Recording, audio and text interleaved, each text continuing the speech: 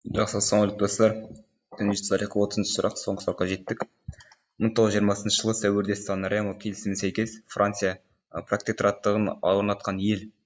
Жақсы, протекторат деген не екенін түсіндірейік. Содан кейін ары қарай Сан-Ремо келісімшартына тоқталатын боламыз. Протект деген жалпы ағылшынша аударғанда қорғау деген мағына береді ғой, иә. Протекторат дегеніміз ол күшті мемлекеттің әлсіз елге ресми қамқорлық жасауы, яғни өзінің қамқорлығына алуы деген түсінікті береді. Демек, 1920 жылы сәуірде Сан-Ремо келісім сәйкес Франция қандай мемлекеттерді өзінің қамқорлығына алды деген сұрақ. Жауаптар: Египет, Тунис, Марокко, Палестина, Ливан, Алжир, Сирия, Ирак деген жауаптар тұр. Жалпы енді тоқталайық, бұл қандай келісімшарт жалпы. Сан-Ремо конференциясы 1920 жылы 19 және 26 сәуірде Сан-Ремо қаласында өткендіктен Сан-Ремода аталған. Италия, яғни Бірінші дүниежүзілік соғыстан кейін өткен Антанта державалар, айттық қой, бірінші дүниежүзілік соғыс кімдермен кімдердің арасында болды? Үштік одақ пен Антантаның арасында болды. Державалар мен оларға қосылған мемлекеттердің жоғары кеңесінің отырысы болды. Конференция жұмысында Ұлыбритания премьер-министрі Ллойд Джордж, сыртқы істер министрі лорд дегенде билеуші деген мағына береді, Кюрзон қатысты. Одан кейін Францияның премьер-министрі Миллер, Италия премьер-министрі Нитти, Жапонияның атынан елші Мацуи тұрды, яғни әртүрлі мемлекет өкілдері қатысып тұр.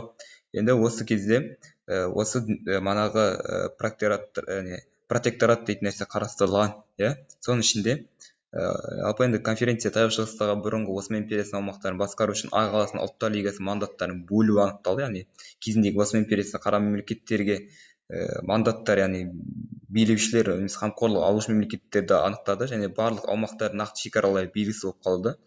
Ірі одақтас державалар анықталып, ұлттар лигасының қазіргі өкілі кім? Біріккен ұлттар лигасы, ол Біріккен ұлттар ұйымы деген, то есть. Бірақ келесі 4 жыл ішінде бұлай болмады. Конференция шешімдері 1920 жылы қабылдамай тасталғандықтан 22 24 шілдеге дейін ұлттар лигасы кеңесімен түпкілікті мақұлданбады, яғни Түркия оның ішіне қарастырылмады, яғни Түркия кірмеді.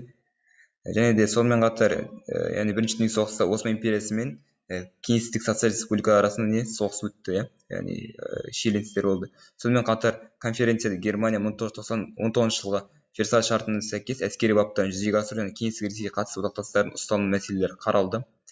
Демек, түсінікті, Сан-Ремо дейтін не? Сол уақыттағы бірінші дүниежүзілік соғыстан кейінгі қарастырылған мемлекеттер әлсіз Осман империясы ыдырату, одан кейінгі Осман империясы ыдырату болғандықтан 1923 жылы Түркияның өз тәуелсіздігін алды, айттық қой. Сондай дүниелер қарастырылған. Енді кеттік. Қандай мемлекеттер жалпы? Шын айтқан кезде толыққанды Ұлыбритания мен Франция мемлекеттері, Нидерланд сонымен қатар Африка мемлекеттерін бөліп алған болатын, осылайша міне Ұлыбритания Палестина мен Иракқа, Франция Сирияға, соның ішінде қазіргі Ливанға мандат алды дейді. Демек, яғни осыларға протектораттық алған болатын. Демек, бізде Сириямен тұр және де Ливан. Демек, дұрыс жауаптарымыз бізде дұрыс қой. Одан кейін жалпы конференция кеңес Ресей мен сауда байланысын қалпына келтіру туралы шешім қабылдады. Сонымен қатар кеңестік дерек көздерге сүйенсек, конференцияда 1920 жылы 27 Украина қарсы шабуылдауды бастаған буржуаз алға беруші Польшаны қолдаушы құпия байлам болды дейді. Жалпы осы негізі білу керек сұрақтың жауабына қатысты жауап осылар. Енді 1920 жылы сәуірде Сан-Ремо келісіміне сәйкес Франция қамқорлығын алған елдер Ливан және Сирия мемлекеттері болды. Францияға, Сирия. Жақсы, осымен дүниежүзілік тарих аяқтаймыз. Алла қаласа келесі география сабақтары болады. Екінші нұсқаны талдап бастаймыз.